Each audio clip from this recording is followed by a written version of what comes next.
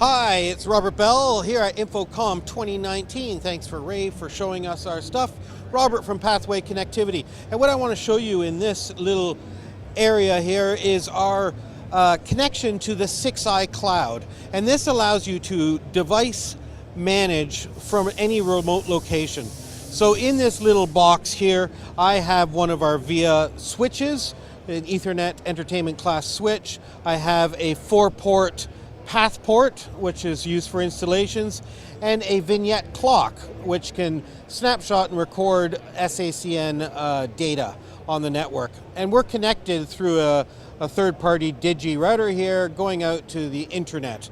So each of these devices have their own connection to the SixEye cloud, and I am now just on this display here looking at all of my sites that I want to manage. So I have something in Atlanta, and I had something at a different trade show, and here we are at InfoComm, and I can see there are 6 devices.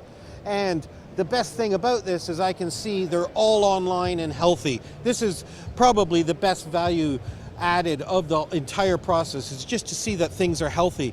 But then I can interact with every single device itself. So I'm going to go into the clock, and I can see what its uptime is being. I can see which software it's running, and I can see its name.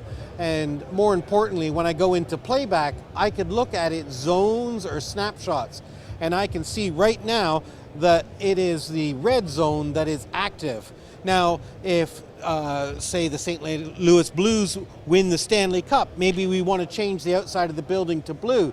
So from a bar on my phone, I could press activate here, and that will send a message up through the cloud all the way back down, and we can see now that we have blue lights on. So this is all happening. You can do anywhere through the world is using HTTPS. It's as secure as doing anything you would do with your banking or buying tickets.